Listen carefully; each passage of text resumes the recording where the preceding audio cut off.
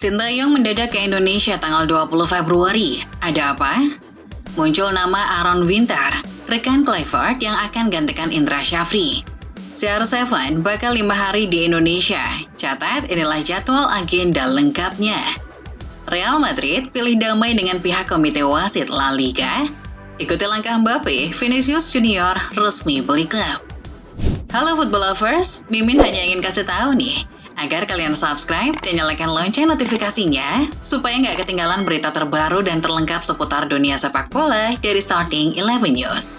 Kaos bola eksklusif merchandise Starting 11. Order sekarang, klik link di deskripsi.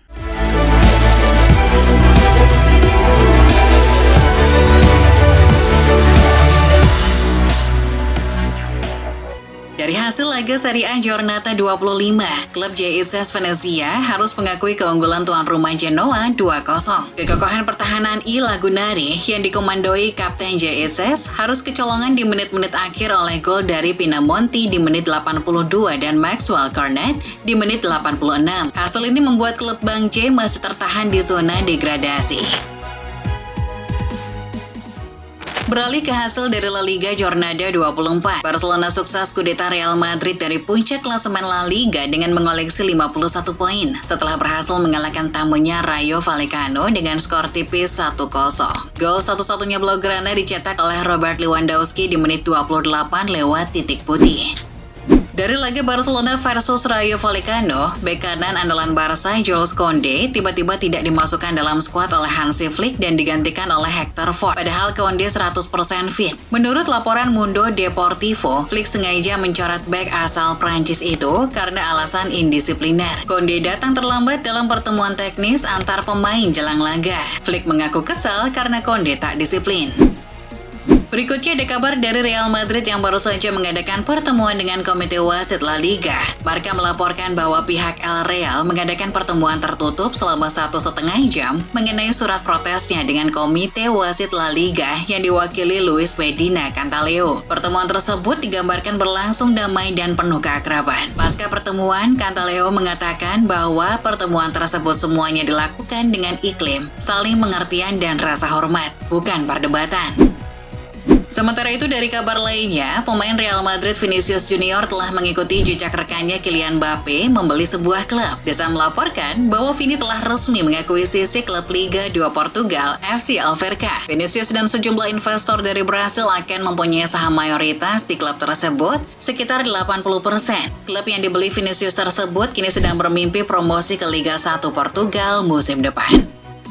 Beralih ke kabar dari Inggris, jelang laga tandang lawan Real Madrid di leg kedua playoff UCL, Pep Guardiola cenderung pesimis. Menurut Goal, Pep bahkan memprediksi bahwa timnya hanya punya peluang 1% untuk bisa kalahkan El Real di Bernabeu. Meski baru menang telak atas Newcastle di Liga Inggris, Pep mengaku performa anak asuhnya masih jelek dan jauh dari yang diharapkan. Berikutnya ada kabar dari Arsenal yang baru saja didenda oleh FA. Menurut laporan BBC, The Gunners didenda FA sebesar 65.000 pounds karena gagal mengendalikan pemain mereka ketika protes berlebihan saat malas Luis Skelly di kartu merah melawan Wolves. Denda tersebut dilayangkan oleh FA setelah pihak Arsenal mengakui sendiri atas keteledoran mereka menjaga sikap para pemainnya. Beralih ke kabar lainnya, The Sun melaporkan bahwa gempa bumi telah melanda daerah Lisbon saat konferensi pers laga playoff UCL Benfica versus Monaco. Momen gempa tersebut terekam dalam kamera media. Lisbon diguncang gempa berkekuatan 4,7 skala Richter pada Senin sore. Gempa tersebut dikonfirmasi terpusat di distrik Setúbal dan terasa di beberapa daerah di Lisbon. Namun pasca gempa berakhir, acara konferensi pers pun dilanjutkan. Masih soal jelang laga playoff UCL, meski sudah membuat kontroversi di laga Derby Merseyside, wasit Michael Oliver masih saja dipakai oleh UEFA untuk memimpin laga playoff UCL. Padahal di Liga Inggris ia disuruh absen memimpin laga di pekan ke-25. Sport People melaporkan bahwa wasit asal Inggris itu telah ditugaskan memimpin laga PSG versus Brest di Paris. UEFA tak menghiraukan kejadian kontroversial wasit Oliver yang terjadi di Inggris. Lanjut ke kabar berikutnya yang datang dari Italia. Menurut laporan Football Italia, Parma yang baru saja memecat pelatihnya Fabio Vecchia akan segera menunjuk mantan pemain AS Roma, Christian Schiavo, sebagai penggantinya. Mantan pelatih Primavera Inter Milan itu dilaporkan sudah tiba di Parma Senin malam untuk bernegosiasi. Penyelesaian kesepakatan kontrak Schiavo dengan Gialloblu kini hanya tinggal menunggu waktu. Dari Italia mampir sebentar ke Jerman, ada kabar dari pemain muda Dortmund James Gittens. Yang dilaporkan Get Football News Germany sedang gencar dibidik oleh 3 klub Liga Inggris. Tottenham, Chelsea, dan Arsenal adalah 3 klub yang sudah menanyakan harga kepada Die Borussen soal Gittens. Pihak Dortmund sudah menjelaskan bahwa Gittens akan dilego jika mereka tidak lolos UCL musim depan untuk menutupi kerugian finansial. Bergeser ke kabar dari Amerika, Goal melaporkan bahwa laga Piala Champion CONCACAF antara Inter Miami melawan Sporting Kansas City telah ditunda akibat cuaca buruk. Cuaca dingin disertai salju menumpuk telah melanda Kansas. Bahkan cuaca itu jadi alasan bagi Lionel Messi ogah turun di laga tersebut. Laga yang awalnya dijadwalkan pada Selasa malam 18 Februari itu, kini telah ditunda ke Rabu malam 19 Februari. Menurut panitia laga, penundaan jadwal tersebut dibuat untuk memprioritaskan keselamatan semua pemain dan penggemar. Selanjutnya beralih ke kabar dari sepak bola nasional. Mantan pelatih Timnas Indonesia Sintayong dilaporkan akan kembali ke Indonesia pada 20 Februari mendatang. SCY akan kembali ke tanah air bersama sang penerjemah Jeong Seok-seo alias JJ. Kedatangan mereka tidak ada agenda dengan PSSI, melainkan akan menghadiri event SCY Foundation. Di event tersebut SCY akan ngobrol soal program-program yang akan dijalankan oleh SCY Foundation. Sebelum kedatangan SCY, tanah air juga dihebohkan dengan kedatangan Cristiano Ronaldo. CR7 akan berada di Indonesia selama 5 hari. Ia dilaporkan akan mendarat di Jakarta Selasa siang dan malamnya akan dijamu dinner oleh Menteri Keuangan Sri Mulyani. Rabunya, baru ia akan bertolak ke NTT untuk hadiri acara sosial dari Yayasan Geraha Kasih sesuai agenda sebelumnya. Berikutnya ada kabar dari Liga 2 Indonesia, di mana penantian panjang 20 tahun PSIM Yogyakarta ke Liga 1 akhirnya terwujud. Laskar Mataram resmi menjadi tim kedua yang promosi ke Liga 1 musim depan, usai menang 2-1 atas PSPS Pekanbaru di Mandala Krida. Selain promosi, PSIM juga bersiap menatap laga final melawan Bayangkara untuk memperebutkan predikat sebagai juara Liga 2. Fans pun akhirnya tumpah ruah di jalanan pusat kota Jogja, lakukan aksi konvoi keberhasilan klubnya tersebut. Lanjut ke kabar lainnya soal teka-teki calon pelatih Timnas U20 jika Indra Syafri di Depak. Setelah nama pelatih lokal hingga Vincent Bogarde, kini muncul nama Aran Winter. Winter, pelatih asal Belanda yang berstatus tanpa klub. Winter bukan sosok asing bagi Kluivert karena sama-sama pernah bermain di Ajax. Sebagai pelatih, Winter punya jam terbang cukup baik di tim kelompok usia. Ia tercatat pernah melatih tim Under-19 Belanda dari tahun 2014 hingga 2016. Di sana ia melatih pemain seperti Calvin Verdong maupun Kevin Dix. Football Espana melaporkan bahwa Atletico Madrid sedang berusaha untuk mendatangkan gelandang bertahan lagi di bursa transfer musim panas nanti. Gelandang baru ini akan menggantikan Koke yang sebentar lagi pensiun. Menurut laporan, pemain yang jadi target utama Atletico adalah gelandang Leicester City, Wilfred Ndidi. Dirinya sempat dikaitkan dengan Barcelona musim panas lalu sebelum akhirnya memutuskan untuk tanda tangan kontrak baru di Leicester. Namun sang pemain dikabarkan ingin segera hengkang di akhir musim ini. Maka dari itu, Los Rey Blancos masuk dalam antrian untuk mendapatkannya. Sejauh ini Real Betis jadi saingan Atletico untuk mendapatkan Ndidi.